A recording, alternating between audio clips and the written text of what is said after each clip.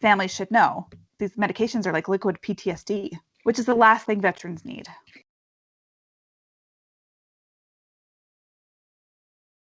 I'm Kaylee Dayton. I'm an ICU nurse practitioner. My main experience is in medical surgical intensive care. Okay, and then you have your own podcast that is called Walking Home from the ICU. Can you explain a little bit about both what that is and what prompted you to get into doing that? Yeah, I started my career as a nurse in an ICU that I now call the Awake and Walking ICU, where almost every single patient on a ventilator is literally awake and walking. And I thought that was completely normal to be able to talk to your patients, to get them up, to have them right on the board. So I spent a few years there, and then I became a travel nurse, and I traveled around different parts of the country in the United States, and was suddenly just immersed in this culture of deep sedation and immobility. And it was just foreign to me, and it felt weird. But as a nurse, I wasn't totally aware of the repercussions of all of it and why it was so different. So I would ask questions like, hey, can I wake them up and get them walking? Because that's what felt right to me.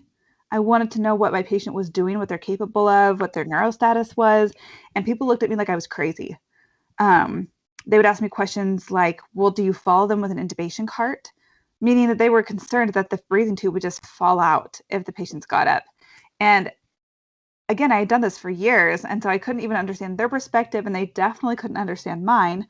And that was that. And I didn't realize what this meant for survivors and for patients until I was on a plane years later. And I sat next to a man that asked me what I did for a living. I told him I was an ICU nurse, and the color just drained from his face. And he started to try to tell me what he had experienced in the ICU. And what he described to me had nothing to do with the actual ICU.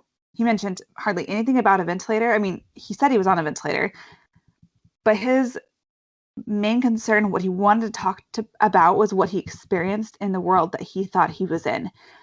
To him, he was in this vivid forest. His hands and legs were nailed down to the ground, and trees were falling on him, and he couldn't escape. And monsters were climbing out of the sky, and just horrific images. And I knew enough to recognize that he is talking about ICU delirium. But I didn't know. What I didn't realize, and what was so astounding to me talking to the survivor, was he was about 4 years out from his ICU stay, and he still had tears running down his face talking about what he'd experienced under sedation.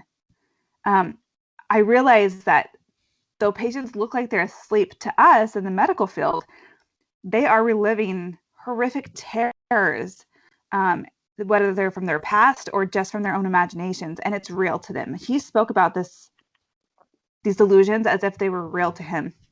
So that really impacted me. And I started doing research and looking at the rates of ICU delirium, the rates of post-ICU PTSD, and all these things. And as I studied more, I started to realize that our ICU community has no idea what happens to survivors. There's research on it, but it's not common knowledge in the ICU community. And so I went on to grad school, became a nurse practitioner, and again, none of this was discussed in my doctorate studies, and my specialty was in adult acute care. So it was all focused on in the hospital, and delirium, ICU survivorship, mobility on the ventilator, nothing was discussed. It was just assumed that every patient on a ventilator was going to be sedated. So that was starting to really bother me. Like the voice of the survivor was just pestering me. And then I went back to the Wake and Walking ICU as a nurse practitioner and immersed myself more in the research. And I just decided the world needs to know the truth about these medically induced comas. And so I started this podcast, Walking Home from the ICU. And I interview survivors and clinicians and researchers. And we talk about what it's really like for those that have suffered sedation and immobility.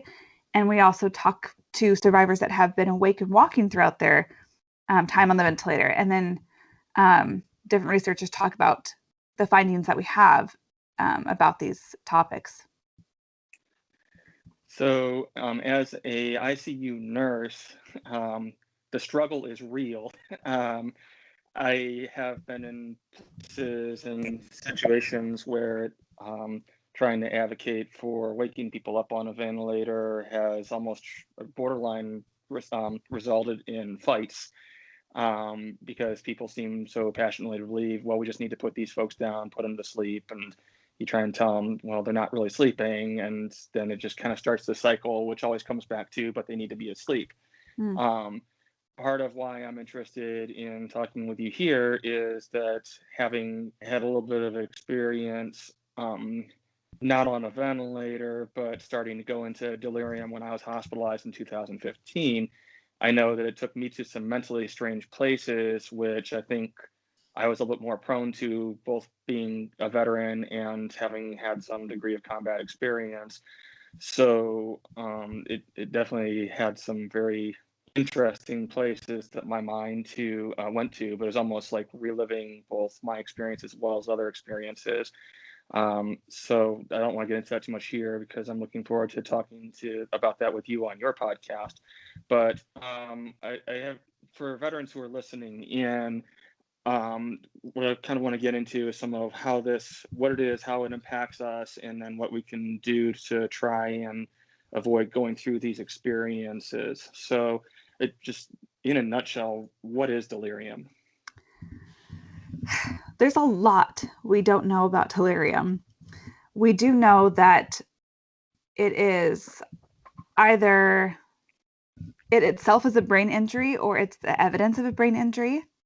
Delirium is when patients go into this other psychological space. They're mentally altered. They can be either hyperactive delirious, which means that they are really wild, anxious, agitated, trying to crawl out of bed. They're combative.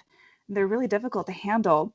So they can be really active, or they can have hypoactive delirium, where they're almost comatose. And that's actually really common when patients have been sedated. They've been on sedation and medically induced comas. Then we turn off the sedation and they still don't wake up. But you make a strong point. They are not asleep, but they're delirious in their minds, but they're so delirious that they can't even control their bodies to squeeze your hand, open their eyes, communicate. They're lost in their brains. And so it's really difficult from the medical side because there are lots of things that can cause delirium. Having sepsis or a really bad infection can cause delirium, whether it's the toxins, the low blood pressure, something hits the brain where the brain gets injured and patients get delirious. Being in a hospital makes you at risk of having delirium. Not being able to sleep normally, you can go so long without sleep and your brain gets hurt and gets altered. But a huge risk factor for delirium is a lot of the medications that we use. So in the ICU, it is just normal or assumed that every patient that is going to be on a breathing machine or a ventilator is going to be put into a medical or drug-induced coma, which means that they're going to get really heavy doses of sedation, just like we do when patients are in the operating room. Someone goes in for surgery, right? They don't remember a thing, but that's for a few hours. And so I think from the medical side, we relate our experiences in surgery for a few hours to what patients are experiencing in their medically induced comas, but they're under sedation for days to weeks. And the longer they stay under sedation, the more at risk they are of developing this delirium or the psychosis. But you also make a point, it's not just on a ventilator. You had a really bad infection. So that puts you into delirium. And so we know that there are lots of causes for delirium. We know that it's evidence of a brain injury, and it's very dangerous. Delirium is kind of a warning sign or strongly associated with post-ICU PTSD and post-ICU, what we now call dementia. So people that have delirium, for whatever reason they have delirium, are at high risk of having cognitive deficits later. And that can be memory loss, inability to pay attention, can't do math, can't write, speech impairments.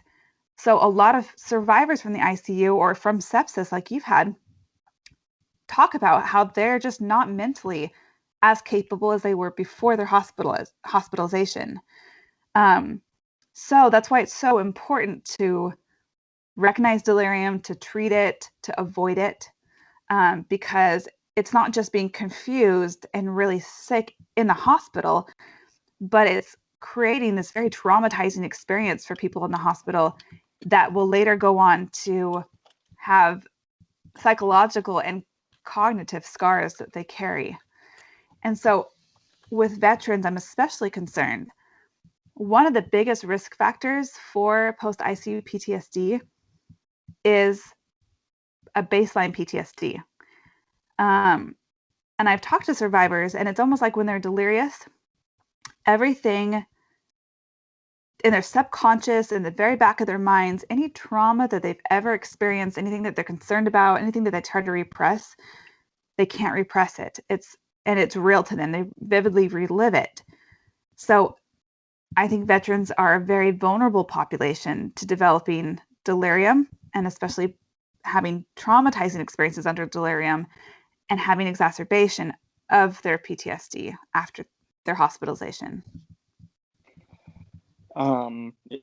In my experience, I've noticed that there seems to be a significant portion of people who have issues with substance abuses, alcohol being one example that definitely seems like it further exacerbates this problem. Like I've seen people coming out of acute alcohol withdrawal, which, from working with it, how ugly that can be. But when they get to the point where they're more medically stable, and then they're just reliving things in the past, talking about villages being blown up or other things that they might have endured. Like one of the things that was interesting for me was that I remembered at one point, like kind of having this red background going up a staircase, and there, because this was coming somewhere in my mind, I had a familiarity with what was going on. This was from a mission that one of our units, Deuce 4, was in Iraq.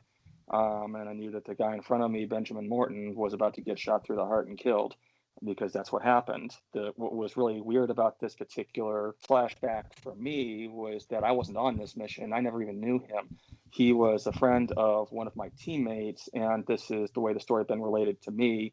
So it had just come back to me as if I was the one who was living it, intermixed with my own adventures. But it one of the things that I've noticed with veterans is, as you also know, with patients, they tend to go through fight or flight, and vets, I think, are more inclined to go through the fight than they are the flight. So, as I know you've said that to me in the past that you've worked with veterans. What it, the PTSD is obviously a unique factor, but what other things have you noticed that are more specific to veterans in dealing with delirium? Well, I think you make a good point that there's a lot of substance abuse associated with it, right? Baseline mental illness or just trauma makes anyone at more risk of self-medicating, and so withdrawing is a really big risk factor for delirium. Alcohol withdrawal, narcotic withdrawal, that can all contribute to delirium. So I think a lot of times patients will come in with a bad infection and then they can't be using their substances and they go into withdrawal. So it just confounds everything. My final, I guess, dissertation was I developed a post-ICU PTSD screening tool. So it's almost like a checklist that nurses or even doctors can use on their patients to say, what risk factors does this patient have to developing post-ICU PTSD? And what do we need to change now? And so I presented this to a healthcare facility that cares for a lot of veterans, because my hope was that their understanding of delirium and post-ICU PTSD would influence them to avoid sedation. It does not make sense to be treating veterans who are so at risk of vividly reliving all that they already have endured, and then giving them medications that will send them into that psychotic spiral. That makes no sense to me, and it's just not kind. So I would love to see veteran associations informing each other, because I think patients should have the right to advocate for themselves, and families should advocate for them and say, this patient's on a ventilator, don't give them sedation. If they're withdrawing from alcohol, don't over sedate them. I mean, we just have to realize that these medications do more than just make people sleepy. They make them even more psychologically scarred. Well, and to your point, as far as I'm aware, most of the medications that we use will inhibit someone from going into deep REM sleep. So they might look like they're sleeping, but then they're actually awake essentially for a few days to a week, depending on how long they might be on the vent. I feel like they're running a hamster wheel of terror in their minds, but we can't see it. So they look comfortable, and that's kind of the myth in the medical field, is they're as comfortable as they look. So it makes us feel better when we just knock them out or snow them over, as we say. But if we were to really tap into their brains and see what was going on, we would be desperate to wake them up, get them moving, walking, so that they can get that anxiety out, so they can connect to the reality of where they're at, connect with their loved ones, come back to the real world, and then hopefully get real sleep and start to recover. But when we just go on autopilot and just sedate everyone, then they're isolated and way back into combat. Well, and to your point, in addition to the whole part of clearing your mind with the mobility of getting out of bed, we've also seen the people who get out of bed and have more mobility spend less time on a ventilator. Yes, absolutely. And there's no treatment for delirium. There's no medication for delirium. But the problem is that when people become agitated with this delirium, I feel like if I had delirium, my worst fears would be that my kids are kidnapped. And I've heard survivors talk about they think harm is happening to their kids. So if I have spent days thinking that my kids are kidnapped, and then you take down sedation a little bit and I can finally move my body, there's no way you're keeping me in bed. I'm going to be climbing out of bed and trying to save my kids, right? So that's what's happening. Is these patients get really confused, and whatever veterans are experiencing, they're running for their lives and their brains, right? So in response, we give them more sedation, which it just sends them right back and deeper into the hole that they're in. And so if we can just prevent even sending them there, and there's the only thing that really might help delirium is to move, activity, mobility. It's amazing for me to watch patients that just think that they're on a different planet. And as they even sit up at the side of the bed, you can see the lights start to turn on. Then they start to answer questions or follow commands, and they start to look at your eyes and actually see you, whereas before they were just a zombie. I have a survivor that I'm about to interview. She had horrific delirium. She was on a ventilator, and she woke up walking, and she was barely walking. Like, they were just holding her gait belt and almost like carrying her. But that's what woke her up. That's what brought her to the hospital. Like, in her mind, she finally came back. But she had PTSD from some abuse in the past, and that's what she was reliving. That's what she was replaying in her mind the whole time. But once she was walking, once they were making her walk, even though she was a hot mess, she finally came back to reality. And of course, the reality of the ICU is not fun. No one's doing cartwheels on a ventilator, but it was a lot better than where she was at in her mind before that. So I think maybe a lot of what this comes down to for people who are in the middle of an experience, since you don't usually plan on being on a ventilator when you wake up that day, is additionally people around you recognizing what can happen. So maybe some awareness for families and spouses, etc., saying, hey, this person has PTSD, so know that if you load them down with Versed or things like that, they're going to be reliving some of these experiences, and try and advocate for them that way. Are there any other things that you can think of to help try and keep people out of these spirals? I think that you make such a good point. I think there should be a game plan. We have advanced directives. We have, these forms that people can fill out saying what they want, but we oversimplify it. We make it like, do CPR or don't do CPR. Put me on a ventilator, don't put me on a ventilator. But I interviewed survivor on my podcast, I think she was episode 3, she had had ARDS, or really, really bad, essentially lung failure, 3 times over. So she'd been on a ventilator 3 times. The first time she got the standard treatment, so she was deeply sedated and totally immobilized, so didn't move a muscle for weeks. So she watched babies burn for weeks. And then when she woke up, right, or came out of the coma, she couldn't lift a finger. She was so weak. And she had a horrific experience in rehabilitation. It was just so traumatizing.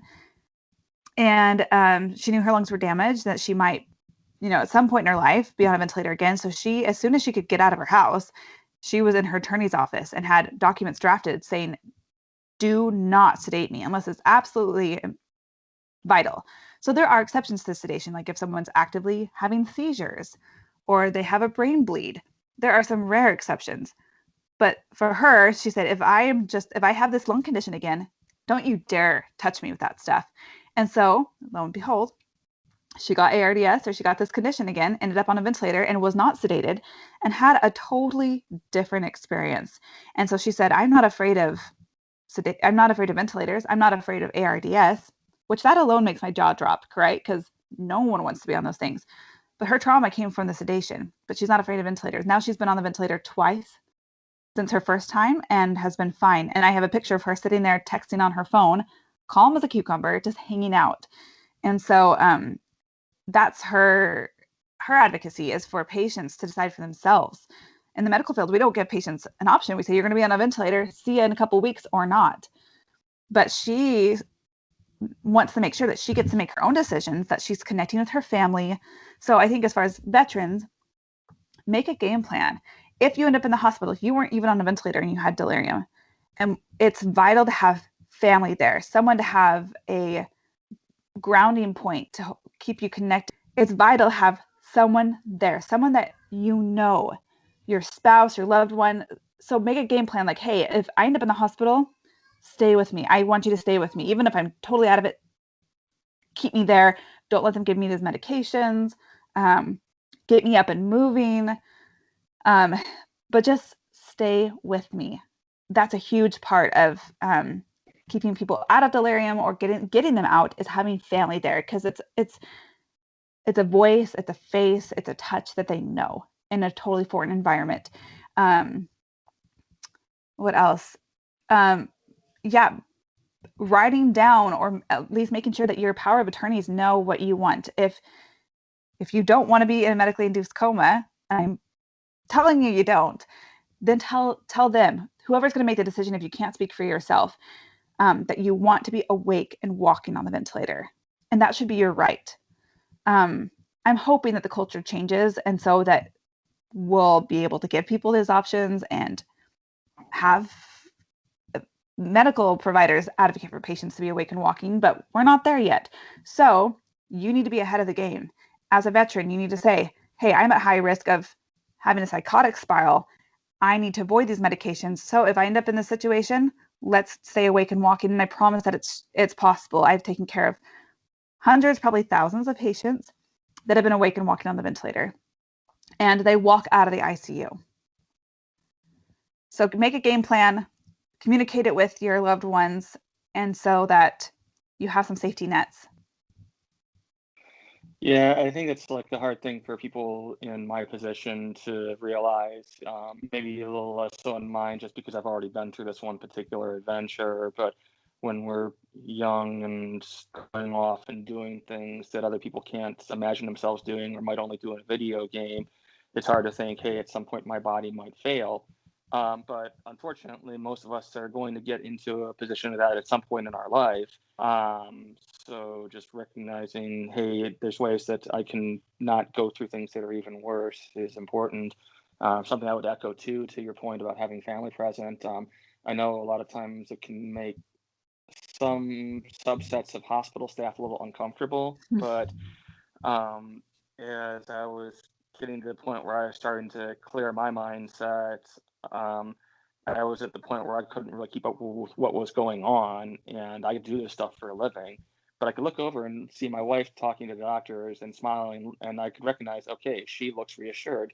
that tells me I am not completely screwed. Something that might not look as drastic to the providers, it's a little bit different when you're on the other side. And, I think family is a safety measure too. If we have patients that are delirious and agitated, the family is willing to stay with them and calm them down and use all these other approaches instead of just sedating them and knocking them out. So when the family knows that they have a vital role to play in keeping patients safe and free of sedation, they're going to do it. They're going to be willing to do it. So in the wake and walking ICU, the family is an intricate part of the ICU team. COVID has been really hard because we just almost got our legs cut out from underneath us when the family was removed from the hospital. You just can't do that. So no matter what the culture is in whatever hospital anyone may be in, they should advocate and be dead set on staying at the side of whoever is in the ICU or in the hospital. And if they're agitated, sedation's not the answer. Walking, moving, talking, engaging the patient is the answer, not sedation. No, yeah, I think you're hitting the nail right on the head there. A lot of the people who I'm reaching out to specifically on this specific series are people who've been dealing with these injuries and exposures that mainstream medicine is not used to dealing with. And the usual response is, oh, well, the problem is you. Don't you get that? You're just crazy. And that's not the case. But one of the things that I find in just talking with people is that when you just talk with people and listen to what they have to say, it's amazing what you can learn from them. And I've even had patients, like this was a non-veteran patient who was essentially paralyzed with the exception of deep pain stimulation. So he later had made a comment about how hard it was for him to be on sedation and the nightmares he was having. And retrospectively looking at that, why did he even need it? All he could do is move his eyes up and down for the most part. Exactly. I mean, I'll get patients previously. I think the culture's changed from the ER, but the ER was just habitually starting deep, continuous sedation on everyone that they've intubated and then sending them out to the ICU. But we get these reports that they were intubated because they were so mentally altered that they weren't even breathing on their own. But yet then they start sedation. So they're already comatose and they need a machine to breathe for them, but then they give sedation so that they don't wake. It does not make sense. But yeah, that's what we do. It's just like we don't even question it. It's just a gut response. But like ventilators and sedation are just married. And I am just hoping that there's a big, drastic, final divorce happening in the future. But until then, families should know that that's not necessary and that this is like these medications are like liquid PTSD, which is the last thing veterans need. Yeah, one other thing with the families that I would just throw in there too, you saw a little bit of what I typed up after I got sick, and that was just because I had nothing to do. I had an iPad, and I was trying to make sense of everything that just happened. But there's literature out there about families keeping journals, and say for a second, if you are a veteran female who is a sexual trauma survivor, which number one, if that's the case, and that happened in the service, whoever did that to you, I want them out of there because I don't want them either. But that's a segue, or a side note. But you know, if we're doing something very simple like Foley catheter care, and just cleaning off a tube going into your bladder, uh, it can be very easily misconstrued. But if then you're sitting there with these things in your mind over and over again, I tend to find that patients, families who write things down just say, hey, at this time, this thing happened to you. Then later on, something kind of clicks for them and say, oh, at least it makes sense to me. I don't like that I was going through that. I don't like that I was going through any of this. But now I don't feel like someone was necessarily trying to do something awful to me. Such a good point. Yeah, ICU diaries. The research shows conflicting results as far as whether or not it really helps with post-ICU PTSD, but anecdotally, the survivors that I've talked to that have those journals and had delirium said that it's really helped. So like, oh, I didn't get stabbed, I got a chest tube. Um, and so it clarifies everything. And also when they're having a hard time recovering and they feel so much weaker than before, it helps for them to look back and remember how sick they were and how far they've come. And so that's been really reassuring too. But I think you're absolutely right. I've had even people that didn't have sexual trauma in their past experience genital mutilation in their delirium. Males too. So it's yeah, I think delirium just, I've never experienced it, but I appreciate that it's absolutely horrific, and everyone should know what it is and know how to prevent it and avoid it. It's not always avoidable, but we sure do a crappy job of it in the ICU and in the hospital in general. I do some legal work. I review medical cases, and just repeatedly, I have seen cases of delirium that were totally undiagnosed. They barely even say altered mental status, but they never use the word delirium, and they keep on giving these medications. And now these survivors are saying, I had this infection and now I can't work as an accountant anymore because I can't do simple math. And I'm banging my head. I'm like, they had ICU delirium and they were never even diagnosed because we're so unaware of it and don't even care. They just were focusing on the lab numbers and things that are easily measurable, but the brain matters and our souls matter. Like, our psychiatric health is so important. And I think I love that culture is changing in the veteran world, that we're able to talk about the reality of that trauma and how it's impacted lives.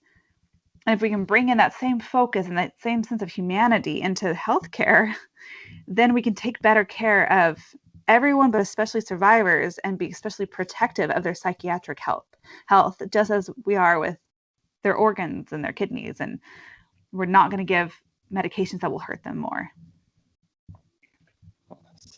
Is there anything else that you can think of that you would want to add? No, I'm hoping to start a service, like a consultation service, so that if anyone has loved ones in the ICU, they can reach out and we can walk through the process together and make sure that we're giving people the best chance possible to have quality of life after the hospital, because of these principles being so new to our healthcare system. Awesome. Well, thank you so much for taking the time to speak with me.